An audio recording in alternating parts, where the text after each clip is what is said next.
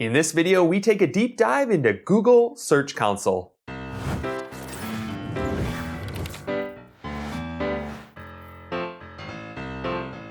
I'm Michael Quinn, and on this channel, I provide actionable and easy to understand search engine marketing tips. At the end of this video, if you like what you saw, hit the subscribe button. My guest today is best-selling author John Jantsch. John's written the popular book Duct Tape Marketing, among many others, including one of my personal favorites, SEO for Growth. And I asked him to come on today to take us on a deep dive into one of Google's free tools called Google Search Console. Now, Google has a number of free tools that it provides to website owners to monitor and review, and this is one of them, and it's one of the ones that I personally feel is most important to a small business owner. Now, John, kind of being the expert on all things marketing and SEO, I thought he'd be the perfect person to take us on a deep dive demo into this product. So my guest today is John Jantsch. John is a marketing consultant, a speaker, and a best-selling author. And today he's going to talk to us about Google Search Console. But before he does that, John, why don't you introduce yourself and tell us a little bit about your backstory? Sure. I was looking at LinkedIn, it tells you how long you've owned your business or whatever. When I started my business, actually 33 years ago. And I really, as a lot of people, I worked for an ad agency. I knew I wanted to do my own thing. So I just jumped out there without a plan, started taking project work on. And eventually I found that I loved working with small business owners, but they were a little bit of a challenge to work with because they had the same challenges and needs as bigger businesses, but certainly never the same budgets or even attention spans. And so I decided that what I needed to do to kind of solve that frustration was create a very systematic approach to marketing where I can walk in and say, here's what I'm going to do, here's what you're going to do, here's what it costs. And that was actually the genesis of this thing I call now Duct Tape Marketing. And as it turned out, I was really onto something. It's still probably one of the greatest challenges for a lot of small businesses is actually buying marketing. Everybody's selling a piece of the puzzle. It's gotten even noisier lately. And so the fact that somebody was going to start with strategy, install a system, and have a set price was kind of music to their ears. And so that's what I do today. I have Duct Tape Marketing, and now I have the Duct Tape Marketing Consultant Network, which is other independent marketing consultants and agencies that have band together to kind of take this same approach to help the world of small business out there. So one thing I noticed about you through your blog, your podcast, webinars I've sat on is you seem to have a pulse on so many things related to SEO and Google. And frankly, I'm amazed because I have a hard time staying on top of it all. So how do you stay on top of that? Yeah, it is a very evolving world. I think that the way that I stay on top of it, I suppose, is that I don't try to stay on top of everything. I really am pretty dialed into what I think the small business needs to grow. And I think if we kind of use that lens and say, if you look at every tool and say, how could this help our customers? Or how could this help our customers' customers?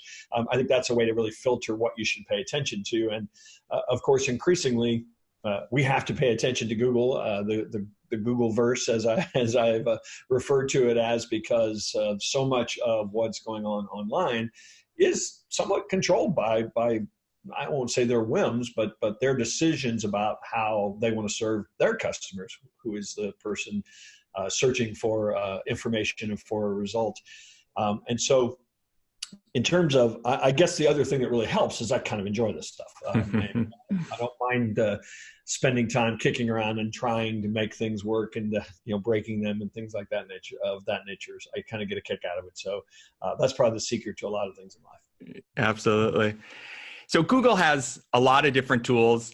And the one that I wanted to focus in on, which I do get a lot of questions from my own clients and audience, is Google Search Console. Now, if I could summarize this in a nutshell, and you can chime in, it's really the place where you will publish your website and pages and posts to Google, essentially. Am I correct, or how would you summarize it in a nutshell? That would be the right word to use because that implies, that it's actually living there. It's the place where you have a conversation with Google. Your website has a conversation with Google is a good way to maybe think about it. And it's also the place where Google will talk back to you. if there's something wrong with your site, they will tell you how they're crawling it, how they're looking at it, what they see, what's broken. And if you're doing something that they think is bad, or let's say your site's been hacked and they can tell that, but maybe you don't know it even, that's the place where they're going to let you know. So it's kind of more the communication portal between Google and your website. So within the last year, Google has upgraded to what they're calling kind of the new Search Console. I was hoping today you could maybe share your screen and walk us through some of the differences and what a small business owner might need to know with this thing called Search Console. All right, so this is what is known as the Search Console. So this is the dashboard. This is the overview that you'll be here. And if you have just one account, your own site, then you'll see it up there. If you have lots of them, like a lot of people do, agencies do, this is where you'll be able to collect them all. So you can kind of jump around and look at things. There's a lot going on here that, we could go over, piece by piece, but let me do a little history first. There was an old version. And this is what it looked like. It had a lot of the same things that are here. I don't know what's actually going to be here to tell you the truth, but anymore, because I don't use the old one anymore. But essentially it did a lot of the same things. Now, to your point of kind of why did they change it? What's the new, versus the old? I think what it's like a lot of Google things, they update them and they upgrade them as they sort of feel like it. It feels like sometimes. The new Search Console, like a lot of their properties, they're just updating the look, frankly. And the reason that we jump back and forth is I don't think they were able to update all the functionality fast enough. And so they brought the new look out and then have slowly added all the functionality back in. And so unfortunately, we're still in a period that will probably last another few months. Unfortunately, what it causes is there's the occasional functionality you have to jump back and kind of look at what's going on because it's not there yet. Mm-hmm. But essentially, in a nutshell, what they're trying to show you here is the performance of your search, not just your site, but how your site performs in search. And the reason this is important is because there was a point in time in which Google in analytics would actually show us all that data. You could actually look in analytics and you'd see where all your organic search traffic was originating from, what search terms it was originating from. And for reasons that they have now categorized as privacy, they've taken that away. And so we don't see how somebody comes to our website there. But now they've added it back in, for whatever reason, into Google Search Console. So what I like to tell people is that you have to think about this as kind of a suite. You have, as a local business, you have Google My Business, which is the place that's going to be the maps. That's what you're going to see in the 3-pack, your Google My Business page. It's where they're going to show a lot of information about your business before they ever send anybody off to your website. Then you've got Google Analytics, which should be installed on your website and is going to show you kind of the traffic. It's going to allow you to see where your paid traffic. It's going to allow you to create conversion goals for, like, if somebody comes to your website, do they click or do they call you? So you get all that kind of data that you need to run your business. Then you have Google Search Console, and then probably the fourth piece is Google Ads. Let's face it, those things are all kind of a big part of the Google universe. Mm-hmm. And there is a thread that runs through all of these. You definitely should integrate your AdWords with your analytics. So if you're running ads, you know what's going on there. You definitely should and can integrate Google Search Console now with your analytics. And all that does is it puts a little more of the search data back in your analytics reports so that you can now see where some of your traffic's coming from. But Google Search Console exists, I think, because it is a tool that allows you to really refine what's going on your site, refine your opportunities, I think, for improvement in search. But it's also the place that you can see exactly what Google sees. Now, you can use a lot of these third-party tools, and you and I, Michael, use, a lot of those tools to get ranking, tracking, and, things of that nature. But all those really are doing is, I shouldn't say all they're doing. For the most part, what they're doing is pinging, a publicly available APIs, and in some cases making guesses and about things. And Google's no different in some ways. So you're not going to take their data and say, if Google says I rank here, this is where I rank. But what it is it's Google's data. And so if they say you have 2,000 backlinks, then, that's all they see. And so, it's the one place where you get, verifiable Google data and not just somebody's opinion. It's also the place where they will actually tell you if you've got, issues, malware or something on your site. So it's a great thing to, if you work in SEO, this is going to be a core tool for you if you're working with a client. But as a small business owner, this is something that you ought to bookmark and come visit at least once a month. You want to make sure that you're looking for errors, but as we will probably talk about, there are some great reasons to come here to kind of see what ways that you can make improvement. So can we start with, if I'm a business owner, I've got a brand new website, walk me through how to get it on Search Console, and why is that so important? You bet. So I will be able to do it to a degree. Sure. I won't have a real, site to do this. But over here, you just add a property. And it's going to say, okay, what's the property? You put in the domain, or you put in a URL. Put in your domain. So this would be ducttapemarketing.com, for example, in my case, and then you just hit continue. Now, obviously, they're not going to give anybody access to anybody's website. So then there is a verification process. So if you are a site owner and you already have Google Analytics set up and it's under your, Google account, then it'll say, oh, I know who you are. You have access to that. Cool.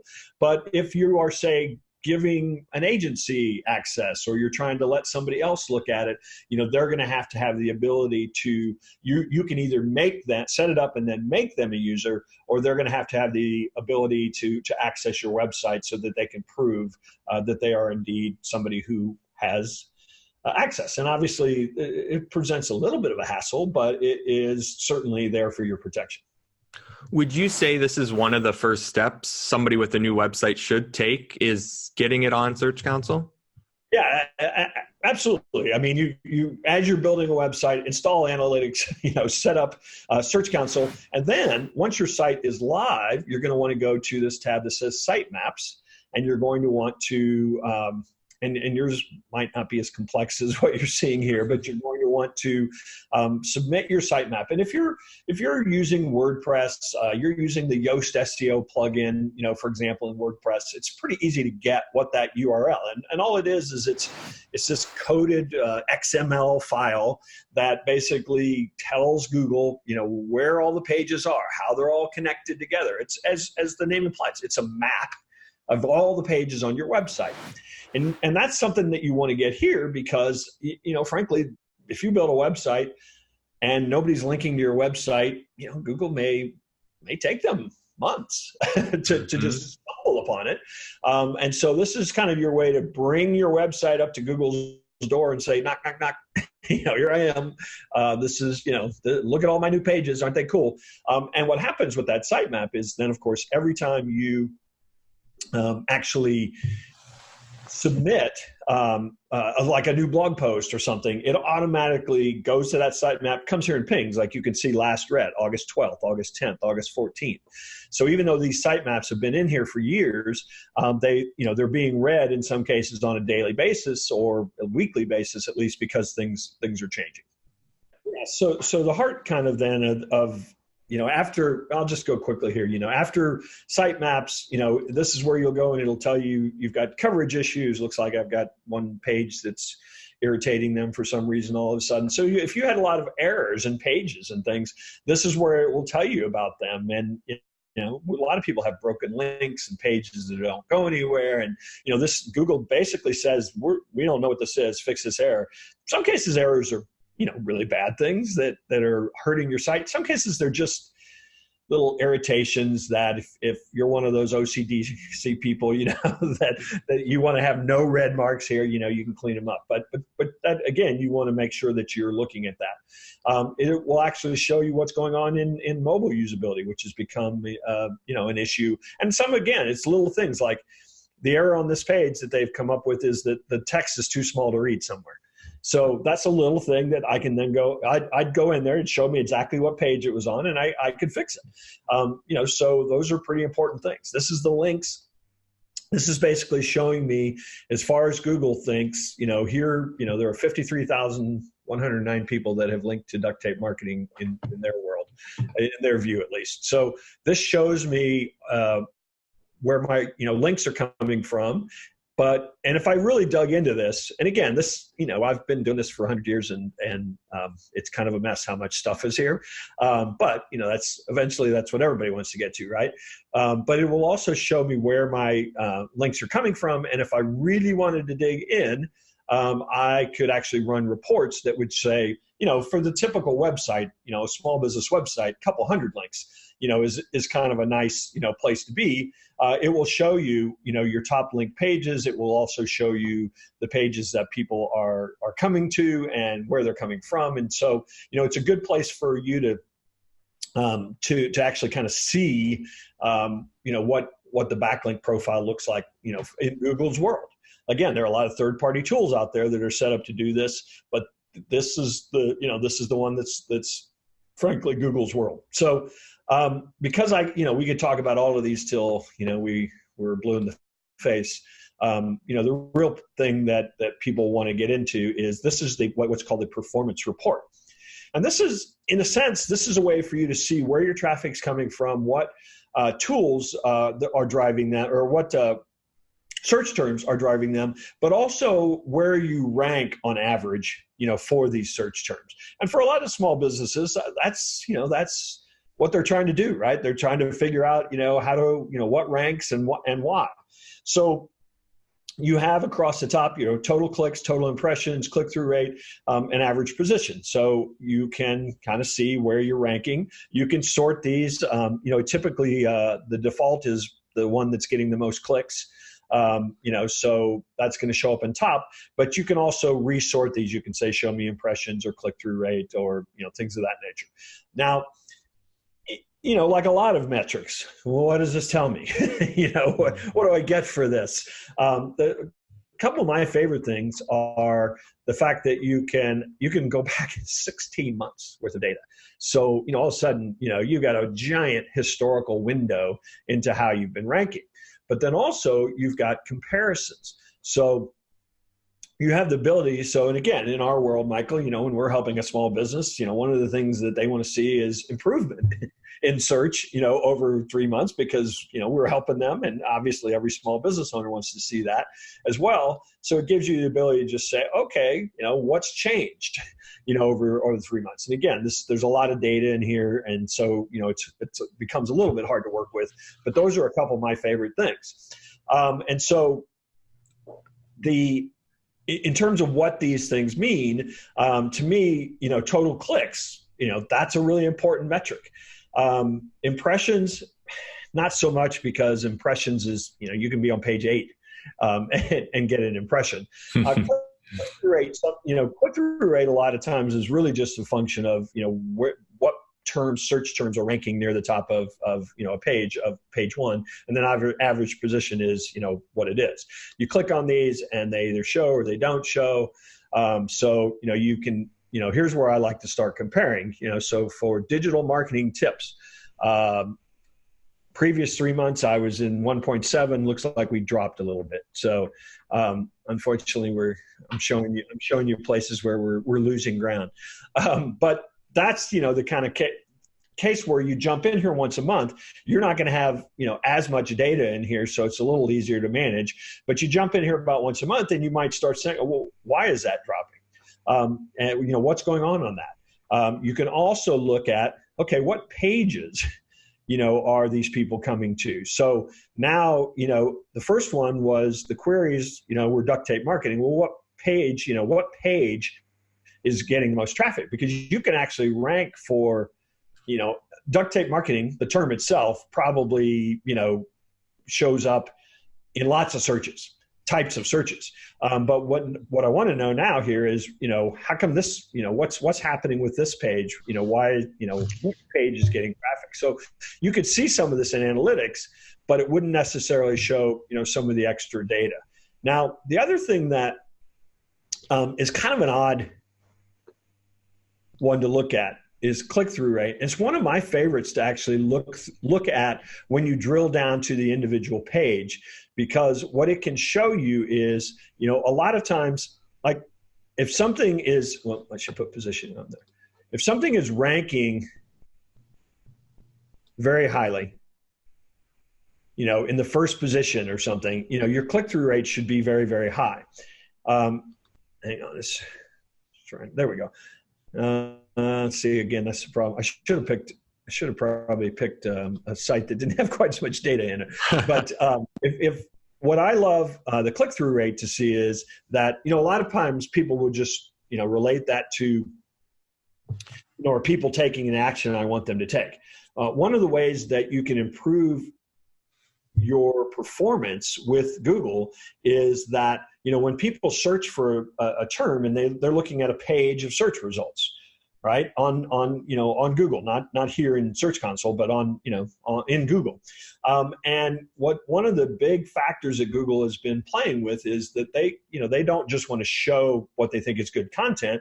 They want to show content that gets engagement, that people actually interact with. And so a lot of the times click-through rate is determined. I mean, you will see somebody who's in the number 3 spot, say, which is a nice location, but they don't get that much click-through and so they're going to drop eventually. And so what I use click-through rate to do is to say, okay, what about my metadata is, my descriptions and my titles is not making people want to click through.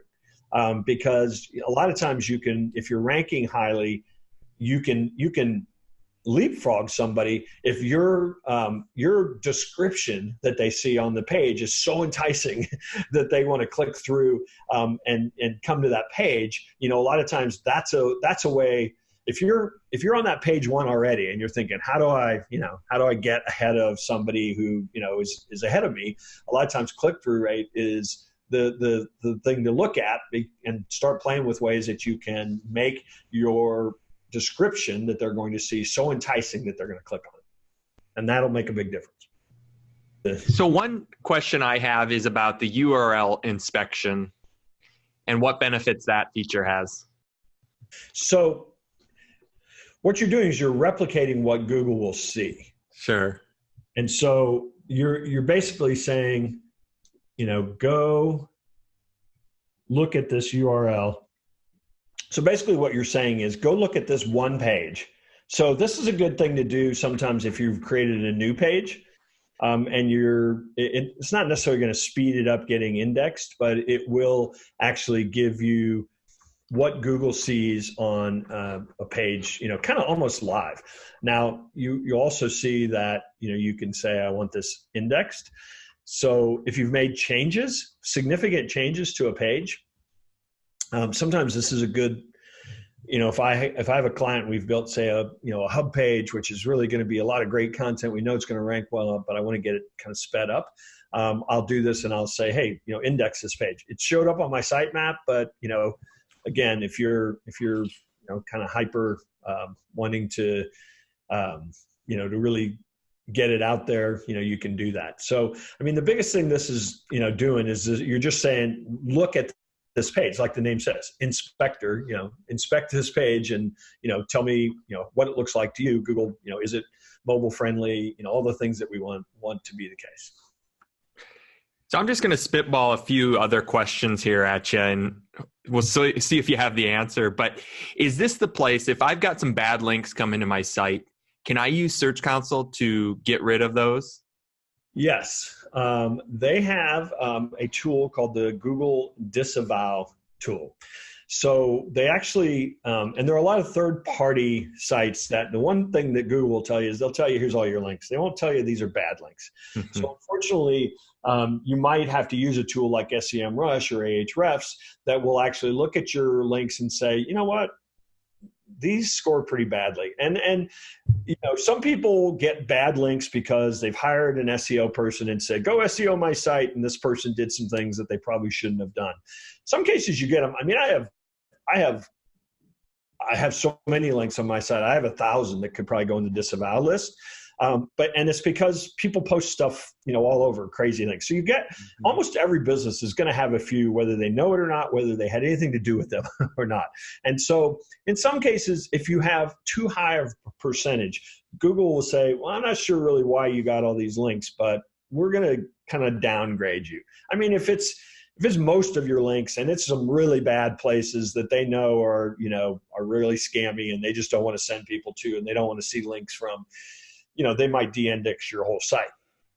But so it's a good idea to go through and kind of do some hygiene on your links. So if you use a tool like SEMrush or Ahrefs, for example, they can actually give you an entire list and say, these are all bad ones. And then you just say, okay, show me, download all the bad ones. And then Google has and to tell you the truth, I don't do it through here. So I think it might be in the old version. I'm not sure if it's made it to the new version. The good news is if you just do Google, they call it Disavow. It'll take you actually to a tool. I think it is in Search Console, but at least this way it'll take me straight to it. So I'm back in Search Console, so I'm straight to it. Then you just pick the site that you want to do Disavow to.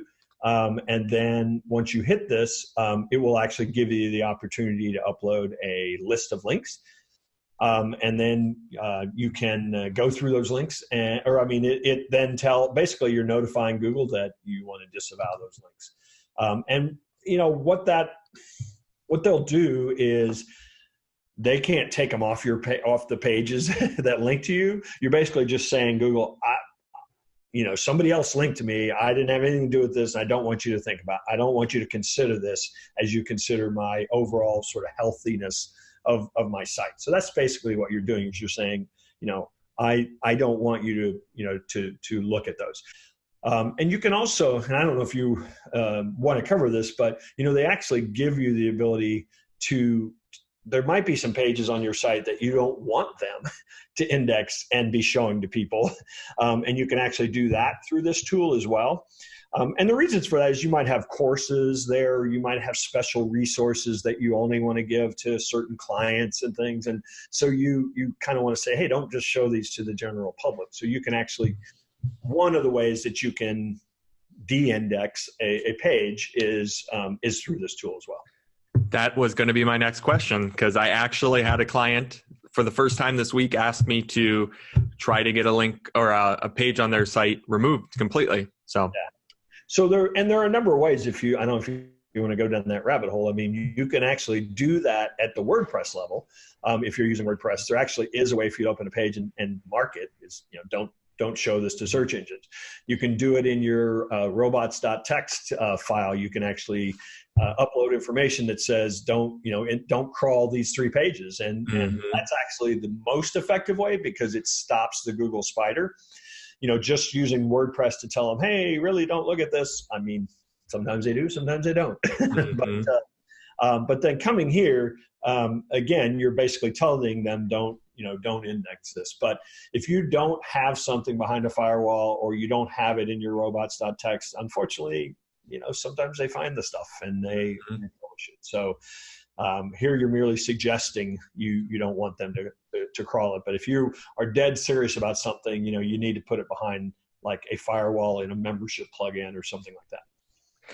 So as we wrap up here, is there anything or feature left here on Google Search Console that you think someone should know about?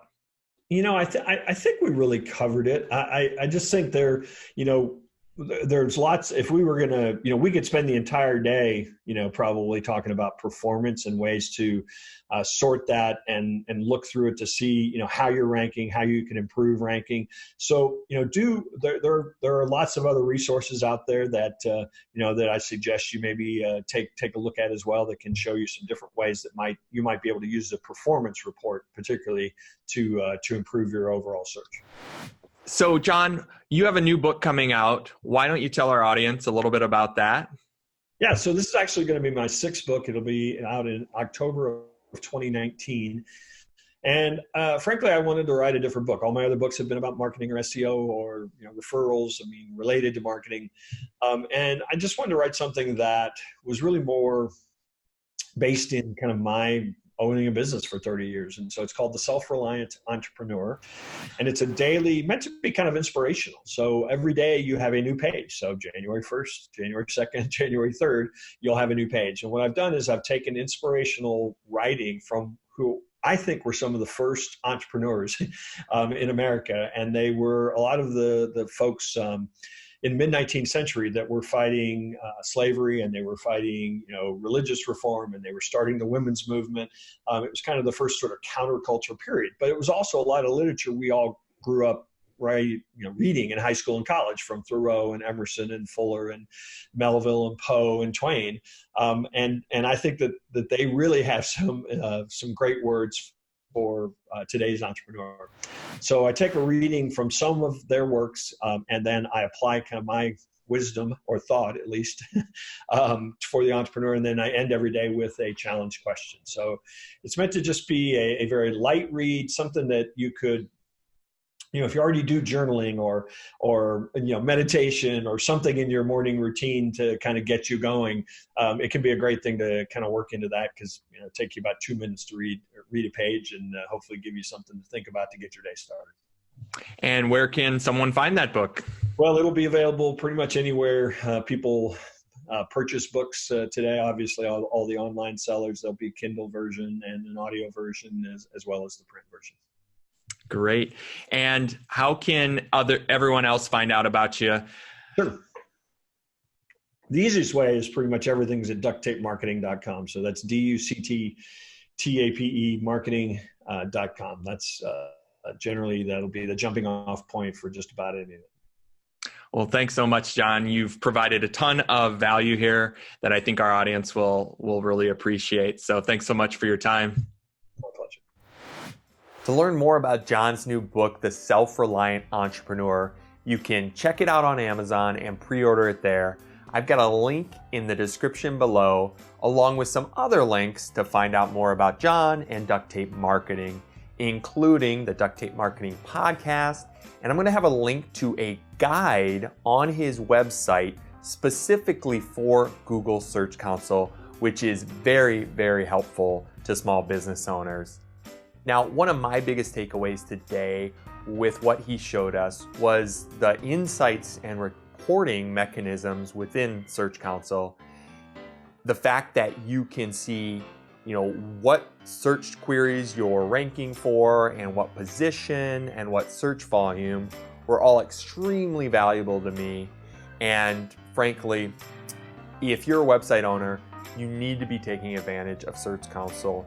Not only is it going to allow you to communicate with Google in terms of letting Google know some of the new content on your website and your sitemap and things like that, but it just provides almost better metrics and reporting tools than analytics itself. Now, the two should be used in tandem, but this is one that I think often goes overlooked. Now, if you like this video and you want to see more like it, I would love for you to hit the subscribe button below. And when you see that bell pop up, click that too, and you'll get notified every time I post a new video. I'm Michael Quinn, and this channel is dedicated to small business owners, entrepreneurs, and marketers looking for simple and easy to understand search engine marketing tips. We'll see you in the next one.